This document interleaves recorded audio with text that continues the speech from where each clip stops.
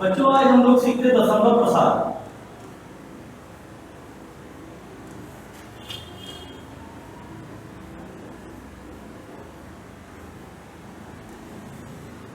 दशमलव प्रसार देखते हैं। दो तरह से दशमलव प्रसार हो सकते हैं बच्चों। एक तो किसी भी नंबर के हर में 100 का फॉर्म हो, तो मुझे लगता है इसे करना बड़ा आसान होता है। लेकिन यदि इसमें कोई और नंबर सपोज करते हैं 5 हो या 29 हो, इस तरह के नंबर पे आपको डिवाइड करने की जरूरत पड़ती है।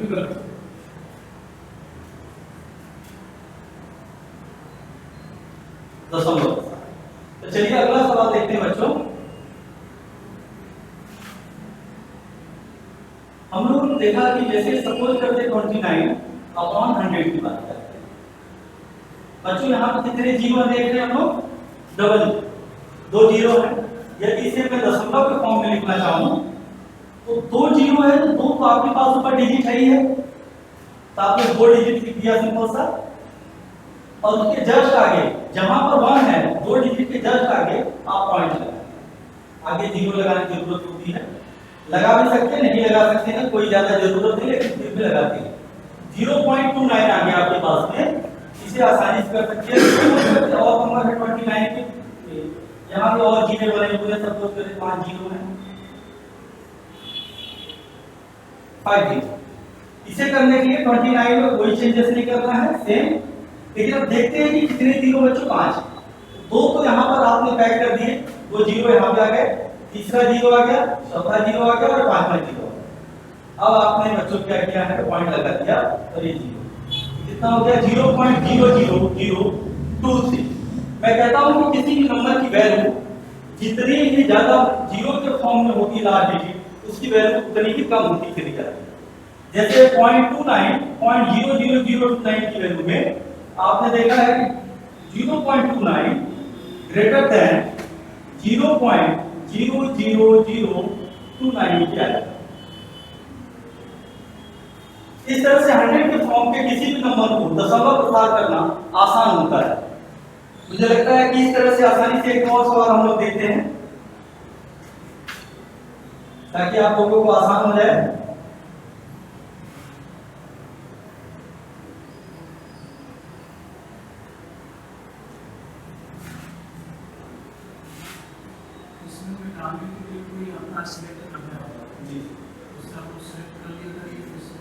जैसे सपोज करिए 3, 4, 9, 8, कोई भी नंबर ले सकते हैं, आपके ऊपर डिपेंड है सब। अब यहाँ पर हमने 100 कर दिया।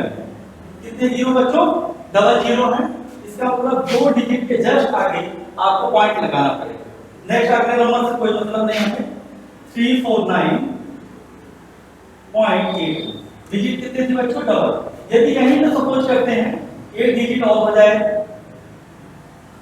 34981।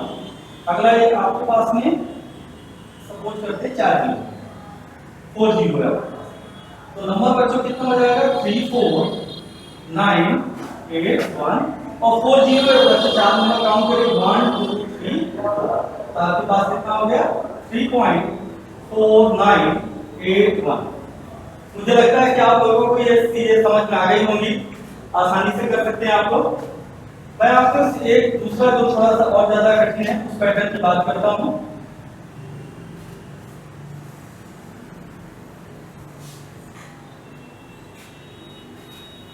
जैसे सपोज करते बच्चों 3/4। अब इसे आप उस तरह से नहीं कर सकते जैसे पहले था। इसको करने के लिए आपको 3 में 4 से डिवाइड करना जरूरी है। 4 से डिवाइड करते हैं कितनी बार? जैसे 4 आपका देख रहे हैं बड़ा नंबर है, 4 का टेबल हम कितनी बार भी रीड करेंगे? 3 से तो ज्यादा ही आएगा। 1 टाइम रीड करते हैं तभी बच्चों 4 बन जा 4 होता है। मैं ऐसा करता हूँ 0 टाइम। मुझे क्या चाहिए? 3 से कम या 3 के इक्वल आना चाहिए। तो हमने 0 टाइम रीड किया, 4 जीरो जा 0, 4 का 0 से बाहर पढ़ा तो 0 आ गया बच्चों, और 3 से 0 माइनस होकर 3 आ जाएगा। यहाँ पे जैसे आया एक पॉइंट आप दशमलव लगा देंगे। यहाँ पे दशमलव लगाने के बाद आप 3 डिजिट आगे बढ़ा सकते हैं। 8 डिजिट हो गया 30। 4 का टेबल ऐसे रीड करिए कि 30 से ज्यादा ना, 30 की इक्वल हो जाए। 4 बटे 28, मुझे लगता है 7 बार में 7 चौक 28 से 7 चौक एक ही बात है। 20 7 चौक 28 आ गया। आपने देखा बच्चों 2 आ गया, 1 कैरी किया 10, 10 से 8 गया 2, 2 से 2 कर 2 आ गया।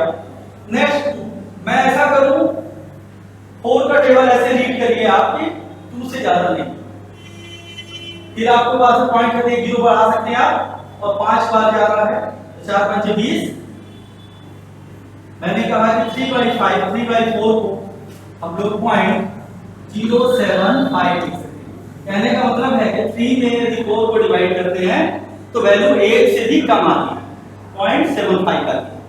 इसी को हम दूसरे तरह से करना चाहें, यदि आप दूसरे रूप में करना चाहें बच्चों तो उसमें भी कर सकते हैं लोग। सपोज करते हैं 3/4 है, 3/4 मैं इसे 100 के फॉर्म में बनाना चाहूँ, क्या मैं 100 का इंटू 100 से ऊपर नीचे, मैंने कहा कोई भी परिमेय संख्या है, यदि परिमेय संख्या में किसी भी हर और अंश में किसी भी नंबर का इंटू करने पर उनके रेशियो में कोई चेंजेस नहीं आता है, एज इट इज रहता है। क्योंकि यदि 100 का 100 से इंटू कितना आप यहाँ से 100 से सब्ट्रैक्ट कर सकते हैं, आपके पास वैल्यू में कोई चेंजेस नहीं है। 3/40 चलिए मैं इसको 3/4 तो अपन इसमें लिखते हैं 100 100/100, ये आपके पास आ गया 300, अगला हो गया 400। बच्चों आप बताइए कि ये 300 400 इसका मतलब है 300 यहां भी काटेंगे 0 0 कटा 3/4 आ गया। कहने का मतलब है कि नंबर पे सेम डिजिट का अंश और हर में इंटू करने पर कोई चेंजेस नहीं आता। चलिए अगला कोई डिजिट लेते हैं हम लोग, दशमलव के साथ में अगला नंबर लेते हैं।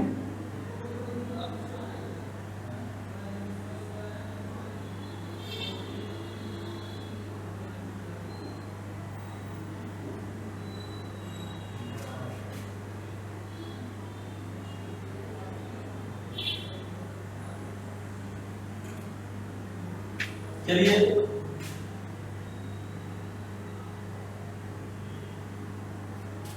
10/3 दूसरा संख्या है बच्चों 7/8 और 1/7। चलिए सॉल्व करते हैं। तो 10/3 1/7 1/7 10 लिखा है, मुझे 3 से डिवाइड करना बच्चों। 3 का ऐसे टेबल रीड करिए 10 से ज्यादा ना हो, 10 आ जाए 10 से ज्यादा ना हो तो 3 तिहाई 9, 3 चौको 12 ज्यादा होगा तो 3 बार में टेबल गया 3 तिहाई 9, 10 से 9 गया तो 1 आ गया बच्चों, और यहाँ पे दशमलव लगा दिया आपने। जैसे दशमलव लगाएंगे 0 बढ़ जाएगा, 3 का 3 बार टेबल फिर से 3 तिहाई 9। मुझे लगता है कि ये नंबर कंटिन्यू आता ही चला जाएगा, फिर से 10 फिर 3 तिहाई कंटिन्यू करके इनफाइनाइट नंबर आता चला जाएगा। आपने देखा है कि 10/3 का डिवाइड करते हैं बच्चों 3.3 पर बार, और बार कहता है ये नंबर कंटिन्यू रिपीट होता चला जाएगा 3.3 बार, 3 इनफाइनाइट टाइम। इसे अशांत दशमलव कहते हैं। क्या कहते हैं बच्चों? अशांत दशमलव कहते हैं। जब भी संख्याएं कट जाएं जिनका रिमाइंडर शेष पर 0 आ जाए वह संख्या शांत दशमलव कहलाती है, और जब संख्याएं कंटिन्यू फॉर्म में चलती चली जाएं तो उन्हें हम अशांत दशमलव के फॉर्म में कहते हैं। नेक्स्ट सवाल देखते हैं बच्चों।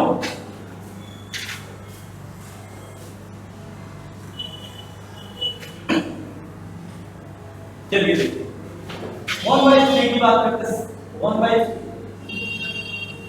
1 को 3 से डिवाइड करते हैं बच्चों।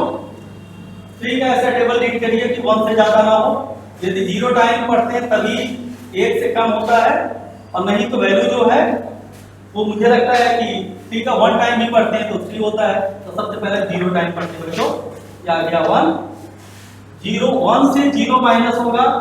आपको पता है कि 0 नथिंग कुछ भी नहीं है, माइनस करने में कोई चेंजेस नहीं है। हाँ चेंजेस तब होगा जब इंटू करेंगे तो पूरी की पूरी वैल्यू 0, ऐड करने में भी कोई चेंजेस नहीं है, डिवाइड करने में थोड़ा बहुत चेंजेस हो सकता है क्योंकि वैल्यू अनंत हो जाएगी। 4 में यदि पैसा रखा हुआ है बहुत सारा पैसा चांद में रखा है और लेने वाला कोई नहीं है, तो वैल्यू इनफाइनाइट हो गई।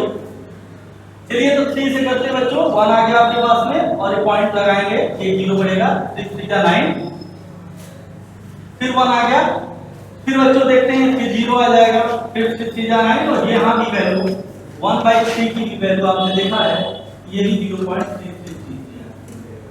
अगला नेक्स्ट सवाल करते हैं बच्चों, हम लोग करते हैं 1/7। 1 को 7 से डिवाइड कर, 7 का टेबल रीड करिए, 1 टाइम पढ़ते तो 7 1 जा 7 आता है और ये नंबर 1 से बड़ा है, हम 0 टाइम इसको लेते हैं, 7 1 जा 7, 0 बार पढ़ते हैं बच्चों 0 आ जाएगा, आपके पास 1 आ गया और पॉइंट लगाएंगे, ये 0 बढ़ते, 7 का टेबल रीड करिए, 10 से ज्यादा ना हो, 7 1 जा 7। मुझे लगता है कि बहुत बड़ा सवाल नहीं है, आसानी से सॉल्व कर सकते हो। यदि 10 से 7 जाएगा बच्चों 3 आ गया, पॉइंट लगा के रखा आपने, ये 0 और बढ़ जाएगा, 7 का टेबल रीड कर रहे कितनी बार जाएगा, 4 टाइम, 7 चौक 28। बच्चों 30 से 28 का कितना हो गया, 2 आ गया, फिर 2 को फिर 7 से करिए, आपने एक बार और 0 बढ़ा लिया, तो 3 बार जाएगा, 7 में कितने ज्यादा हो रहा है, मुझे लगता है कि 2 बार ही जाएगा, 7 में चलता, 10 से 4 गया, 6 आ गया, 1 से 1 कट, फिर ये कंटिन्यू ऐसे बढ़ता चला जाएगा, 7 7 49, 7 8 56, सामने 7 8 56, सामने 8 से ज्यादा हो रहा है, तो 7 8 56, 8 बार जाते हैं, 8 7 56, फिर बच्चों देख रहे हैं, फिर आपके पास कितना हो गया, 4 आ गया, कट हो गया, फिर 0, फिर 7 का पढ़ा पढ़ते हैं कितनी बार, 8 और 7 में 35, फिर बच्चों यहाँ पे कितना आ गया, 5 आ गया, 10 से 5 5 आ गया, 0, फिर 7 7 49, फिर 1 आ गया, अब आप देख रहे हो वहीं पे आ गए, जहां पर थे वहीं पे आपका आ गया, फिर वही 0, फिर आप करेंगे 7 एकम 7। मुझे लगता है ये नंबर कंटिन्यू आवर्ती, जिसे कहते हैं अशांत दशमलव आवर्ती दशमलव, मतलब ये रिपीट होंगे, ये पूरा का पूरा ग्रुप रिपीट होगा, 1 4 2 8 7, मैं लिखता हूं 1/7, बच्चों लिखते 0.14 2859। इस तरह से दशमलव प्रसार हम लोग आसानी से सीखेंगे। चलिए देखते हैं नेक्स्ट क्लास में, अगला देखते हैं क्या होता है।